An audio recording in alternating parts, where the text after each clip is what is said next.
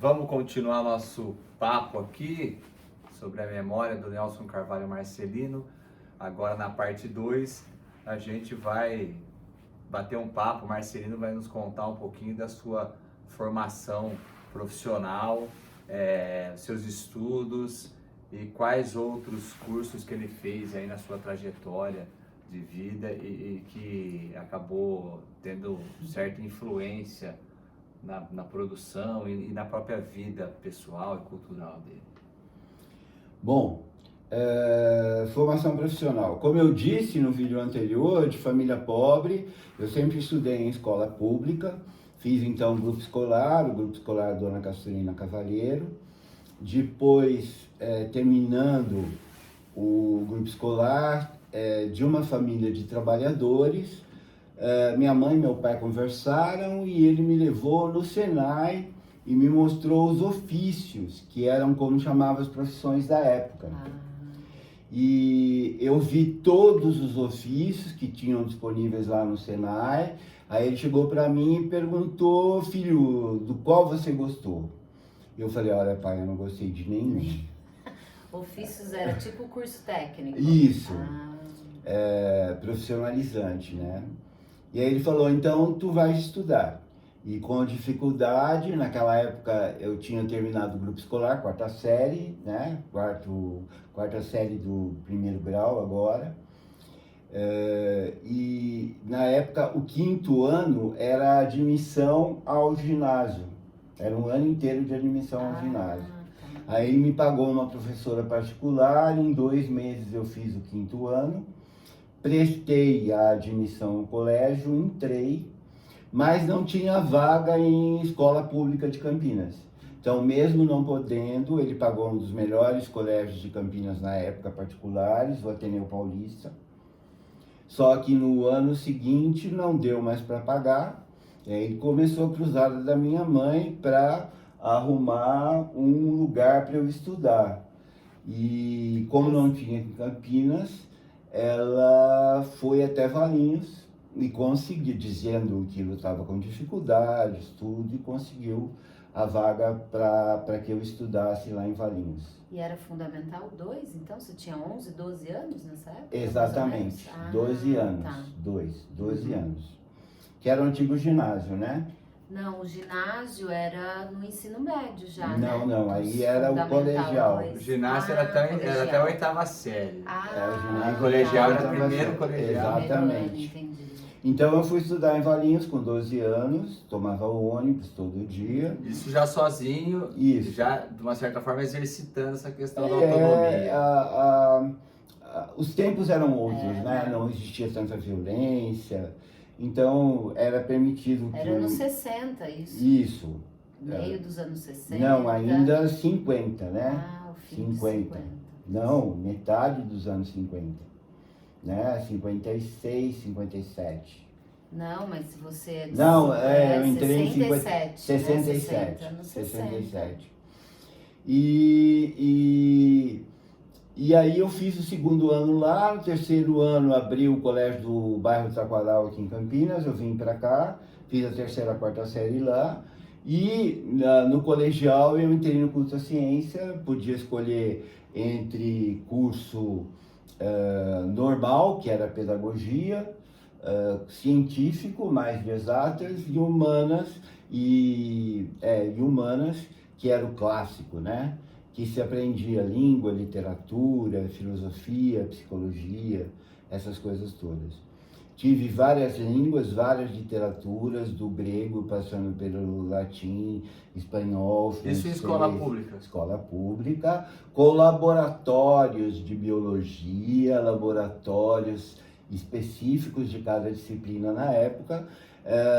Eram os únicos colégios, era o Caetano de Campos em São Paulo, o Culto à Ciência em Campinas e o Pedro II no Rio de Janeiro, que eram chamados colégios autônomos, ou seja, que a Secretaria de Educação entrava até um certo momento, eles tinham uma orientação pedagógica independente.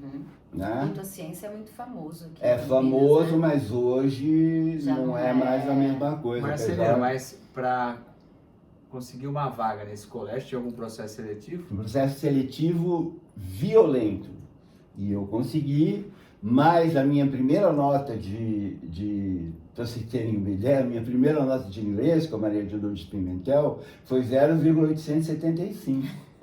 Nunca esqueceu o nome da Nunca professora. esqueci o nome das professores, eu me lembro todos. Leanza, Blasi, Xandão, que foi um grande nome da literatura para mim, que me ensinou a ler mesmo, poesia, conto, crônica, me levava para a exposição de artes, o colégio, né? Então, isso já mostra um pouquinho porque você trabalha, você se diverte fazendo crônicas. Isso. Então, eu fiz o colegial lá, foi o melhor curso, como eu disse no episódio anterior, foi o melhor curso que eu fiz. E aí chegou a hora de ir para a faculdade. Eu queria letras, prestei letras, mas não entrei, fiquei no exame oral de inglês. O exame oral era um terror, né? Fiquei no exame oral de inglês, aí fiz o curso de inglês, numa escola de inglês mesmo, e prestei ciências sociais. Entrei em ciências sociais em 68, 18 anos. né? Com 18 anos, na época do ato institucional número 5. O meu curso de Ciências Sociais foi o último curso de Ciências Sociais do Brasil. Nossa. Aí acabaram com Sociologia, Antropologia, Ciência Política, Filosofia das escolas e substituíram por Educação Física e Educação Artística. E Estudos Sociais, né? E Estudos Sociais, que misturava História, Geografia e todas as outras. E isso foi um dos motivos pelos quais eu não tive muita experiência trabalhando em escola de primeiro e segundo grau. Porque eu só podia trabalhar Organização Social e Política, Estudos Sociais e Organização Moral e Cívica. E o SPB. Então eu preferi não trabalhar. Tive algumas incursões, mas muito poucas. Que faculdade que você estava cursando? Aí fazendo o inverso, né, que acontece com todo mundo que faz escola pública, eu fui para uma escola particular, porque a Unicamp era recém-instalada em Campinas, só tinha curso de exata, estava começando o curso de humanas e ainda não tinha curso de humanas à época que eu comecei a fazer o meu curso. Aí eu fiz lá na PUC, participei lá também do centro acadêmico, no setor de cultura, participei das passeatas que ocorriam na época. Era uma época que gente do SNI entrava sem fazer vestibular na nossa classe para monitorar a gente. Nossos professores foram dispensados, substituídos por pessoal da área militar. Foi uma barra violenta, ditadura eu sofri na cara, ditadura nunca mais, né? Inclusive influenciou minha profissão, porque nessa época eu fui censurado, as minhas músicas foram censuradas em festivais e talvez eu pudesse ter um outro rumo. Que interessante, você já estava produzindo na área já artística. na época sim. Essa circulação cultural na faculdade. Sim. Que tipo de festival que tinha, Marcelo? Tinha festival de cinema, festival de cinema tcheco, festival de cinema francês, as exibições eram seguidas de debate, né? E isso era organizado pela universidade? Pela ou pelo universidade, centro pelo centro acadêmico, pela universidade, era diretório acadêmico, né? E pelas empresas de cinema. Campinas tinha uma época, Campinas não, o Brasil inteiro e o mundo estava vivendo uma época de efervescência cultural, anos 60, anos 70, efervescência cultural na música, no teatro, vários movimentos cinema, acontecendo. Glauber Rocha, Arena Teatro Arena, Gian Francisco Guarnieri, MPB, Elis Regina, o Fino da Bossa. E essas linguagens artísticas era uma forma de manifestar esse olhar contrário, por exemplo, à ditadura, esses regimes exatamente. conservadores. A arte floresceu muito em virtude disso também. Né? Então, foi um período legal e eu continuei na PUC, me formei e aí tive que trabalhar. Já trabalhava na Antártica como office boy, numa fábrica de cerveja e refrigerante chamada Columbia Antártica, aqui de Campinas. Então você estudava e trabalhava? Estudava e trabalhava. E tinha aula até às 11h30 da noite e aos sábados, das 8 à 1 da tarde. Tá? O pessoal que reclama hoje. E a pesquisa era feita em fichas de leitura e você tinha que ir nas bibliotecas para consultar os livros mesmo.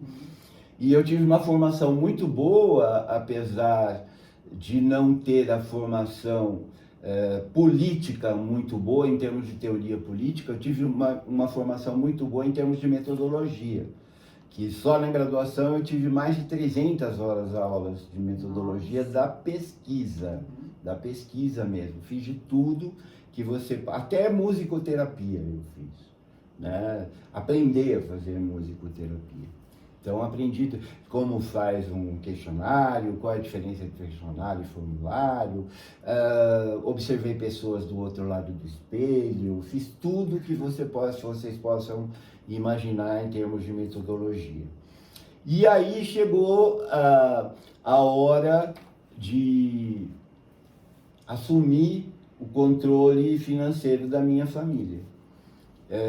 Tive que trabalhar, já trabalhava como office boy, trabalhei como secretário da diretoria da Columbia Antártica, no setor de ações, e isso me ajudou muito depois, quando eu fui me tornar um pesquisador, porque essa parte burocrática da pesquisa também é muito importante.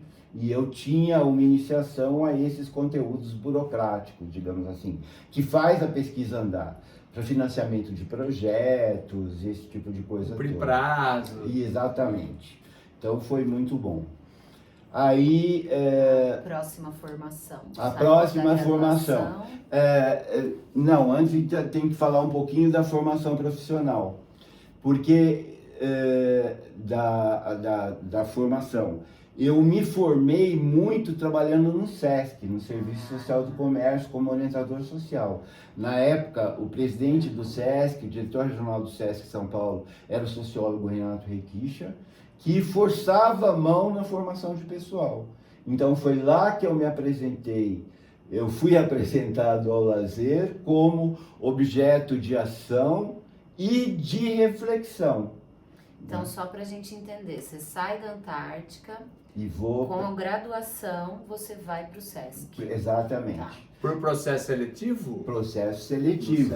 40 vagas para 2.000 candidatos. E o cargo era? Orientador social. Orientador social. Que hoje é o animador sociocultural, só que ganhava muito melhor do que o animador sociocultural. Eu saí da Columbia Antártica ganhando 800, não sei qual era a moeda da época, e fui para o SESC ganhando 5.600. E nesse momento você sustenta a sua casa com seus 2 pais idosos. Isso.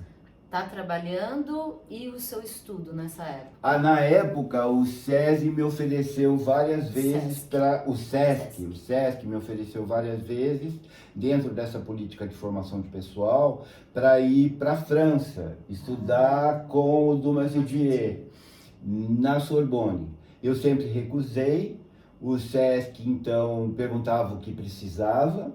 Eu falava, eu preciso fazer o curso de francês, faz aí que a gente cobre. Eu quero fazer o doutorado e não o mestrado. Veja um curso de mestrado aí e faz. E aí eu fui fazer o mestrado, que eu conto no nosso próximo episódio. Mas antes de encerrar esse episódio, eu fiquei com uma curiosidade. Esse convite do SESC para você ir para a França tem uma relação com o que você conta nas suas obras da vinda do Mazilier para o Brasil pelo SESC. Sim, o SESC ele trouxe para o Brasil para fazer consultoria o Dumas-Didier na área de estudos do lazer e a Claudine Assasson-Fi na área de terceira idade, que o SESC é pioneiro não só do lazer no Brasil, mas também no trabalho social com idosos. E a Claudine Assasson-Fi foi a pioneira das universidades abertas da terceira idade na França. E o SESC, ele fundou 2 centros de estudo, os Centros de Estudos do Lazer, coordenado pelo Luiz Otávio de Lima Camargo, e o Centro de Estudos da Terceira Idade, coordenado pelo Marcelo Salgado. Eu participei dos 2, e aí o SESC me convidou para ir para o exterior.